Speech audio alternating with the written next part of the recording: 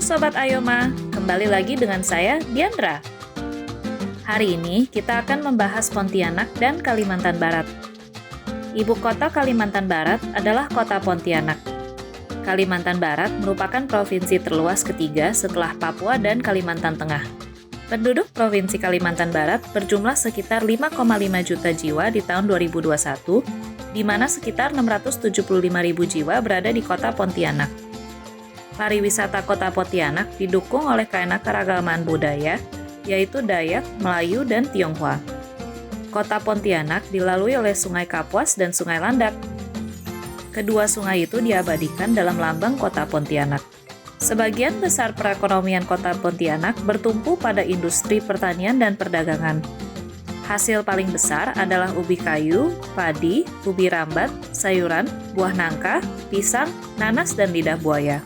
Juga ada peternakan yang terdiri dari sapi, kambing, babi, dan ayam. Masakan khas Kalimantan Barat terbuat dari bumbu, rempah, dan sayuran seperti daun pakis, daun kesum dengan cita rasa manis dengan sentuhan renyah. Makanan khas di Kalimantan Barat termasuk ikan asam pedas, bubur pedas, kerupuk basah, mie sagu, dan mie kepiting. Sedangkan oleh-oleh khas Kalimantan Barat termasuk bacan, caekwe, lempok durian, bingke berendam, dan pisang serikaya. Kebakaran lahan gambut merupakan masalah rutin lingkungan hidup di Kalimantan Barat. Masalah kebakaran terjadi hampir tiap musim kemarau. Akibat kebakaran hutan pasti ada pencemaran udara. Ini memberi dampak pada kesehatan, diantaranya adalah iritasi mata dan kulit, infeksi paru-paru dan saluran pernafasan, menurunkan daya tahan tubuh, dan batuk. Pemerintah sudah mengusahakan berbagai cara untuk mencegah kebakaran. Yuk, ibu-ibu, demi kesehatan, kita perlu meningkatkan imun tubuh kita. Mengingat perkembangan dunia yang serba cepat, anak-anak kita sudah dipengaruhi untuk mengonsumsi makanan dan minuman serba instan, cepat saji, yang dapat dipesan lewat online atau Gojek. Satu tugas penting dan utama dari ibu di dalam keluarga adalah membina kesehatan setiap anggota keluarganya. Ini merupakan tugas ibu-ibu yang sangat penting. Ayoma siap membagi informasi kepada ibu rumah tangga dan mama tentang nutrisi. Topik-topik Ayoma dapat dilihat lewat YouTube channel, akses website Ayoma, dan sosial media Instagram. Mari ibu-ibu, kita belajar meningkatkan imun tubuh. Kita kembali menerapkan makanan dan minuman yang vital untuk tubuh sehat. Tenaga kita bukan saja dari makanan asal kenyang dan enak, tetapi sumber tenaga kita diperoleh dari makanan dan minuman yang terdiri dari gizi seimbang, cukup vitamin, dan mineral. Minum pil vitamin belum cukup, tetapi kita juga perlu mengonsumsi makanan dan minuman dari produk alami. Kali ini, Ayoma menyajikan dua topik yang menarik bagi ibu-ibu. Semoga video Ayoma bermanfaat. Yang pertama, setiap bahan makanan memiliki masa kadaluarsanya masing-masing. Oleh karena itu, pelajari setiap bahan untuk memastikan mereka tidak terbuang dengan sia-sia. Simpan bahan makanan dalam wadah yang tertutup seperti daging, beberapa jenis buah, sayur-sayuran. Kita dapat menyimpannya dalam wadah yang kedap udara lalu diletakkan di dalam freezer agar umur penyimpanannya bisa lebih lama. Yang kedua, memahami trik-trik memasak. Contohnya, tutup panci ketika kita sedang merebus sesuatu agar panasnya tidak terbuang. Menutup panci juga akan mempercepat waktu pemanasan yang artinya itu menghemat gas. Ketika menumis, matikan api sesaat sebelum sayuran masak, karena proses pematangannya akan terus berlanjut dengan sisa panas dari peralatan masak. Lalu yang ketiga, buat daftar belanja supaya kita nggak khilaf ya, dan kita belanja lebih dari yang kita perlukan. Yang pertama, belanja dalam kemasan besar atau grosir biasanya lebih murah. Lalu yang kedua, beli satu ayam dan minta dipotongkan, karena ayam potongan akan lebih mahal harganya. Lalu beli sayur dan buah yang sedang musim. Dan yang berikutnya, belanja di pasar tradisional atau di toko online bisa jadi harganya lebih murah daripada di pasar swalayan. Yang berikut, mungkin Anda akan kaget mendengar tips ini ya, yaitu sayur dan buah beku. Ya, tentu saja yang segar lebih sehat.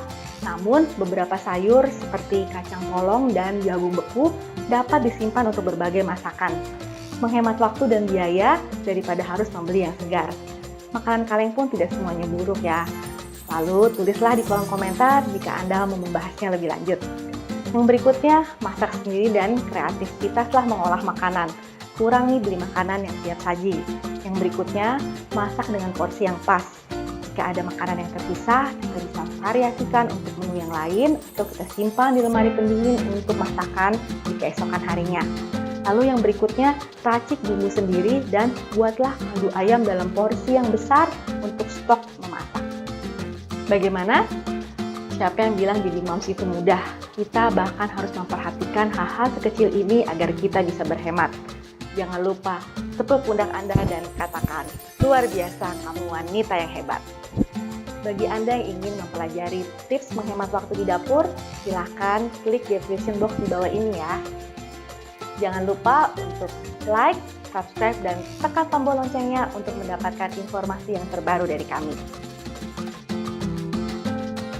Hari ini, saya ingin memperkenalkan 3 alat dapur andalan saya setiap hari. Nah, yang pertama adalah blender portable ini. Saya biasanya menggunakan blender untuk membuat smoothies di pagi hari.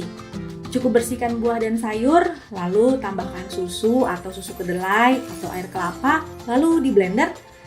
Setelah jadi smoothie, tinggal tutup dan bawa ke kantor. Sarapannya gampang dan cepat.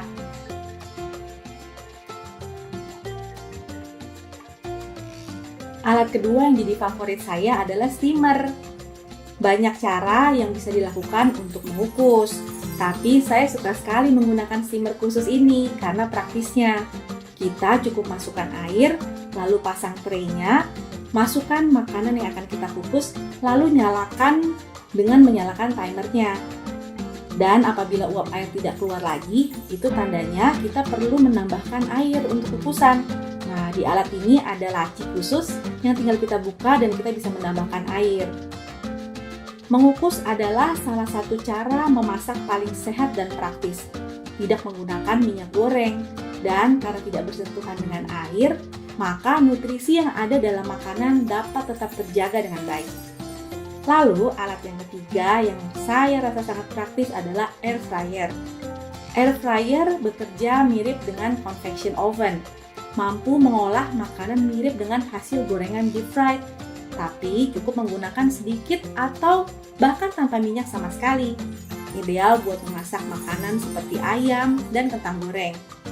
Biasanya, air fryer juga dapat digunakan untuk memasak ikan atau sayur-sayuran seperti labu kuning, wortel, asparagus, dan lain sebagainya.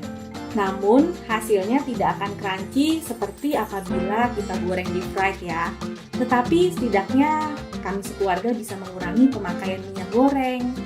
Bagi saya, ketiga alat ini sangat bermanfaat dalam aktivitas keseharian saya karena membuat proses mengolah makanan menjadi lebih praktis dan sehat. Nah, bagaimana dengan Anda dan keluarga? Apakah teman-teman memiliki alat-alat dapur andalan yang berguna untuk Anda?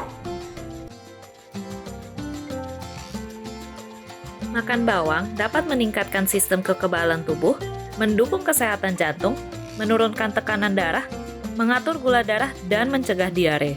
Bawang merupakan kebutuhan masyarakat di Kalimantan Barat. Produksi bawang masih kurang di Kalbar. Pemerintah berusaha mendorong petani di Kalbar agar meningkatkan produksi bawang dan mengembangkan panen bawang di Hortipark Kalbar. Masakan Indonesia banyak menggunakan bawang dan rempah. Sambal diolah dengan bawang dan cabai, sangat cocok disajikan dengan lalapan sayuran yang segar. Daun bawang atau scallion juga bisa dimasak atau dibuat acar. Masakan Indonesia yang paling sering digunakan adalah bawang merah, bawang putih, dan bawang bombay. Bawang goreng adalah bumbu yang ditaburkan di atas aneka masakan.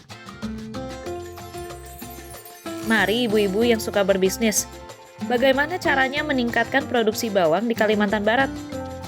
Ini adalah tantangan kita agar meningkatkan produksi bawang atau membuat produk olahan bawang dan rempah sebagai oleh-oleh khas Kalimantan Barat yang berkualitas internasional. Lihatlah keanekaragaman dan kekayaan Indonesia sebagai sumber kreativitas dan inovasi kita. Sampai dulu di sini ibu-ibu. Sampai jumpa di daerah Indonesia yang berikutnya. Bhinneka Tunggal Ika. Ayo Ma, bersama-sama kita mampu berkreatif dan berkarya.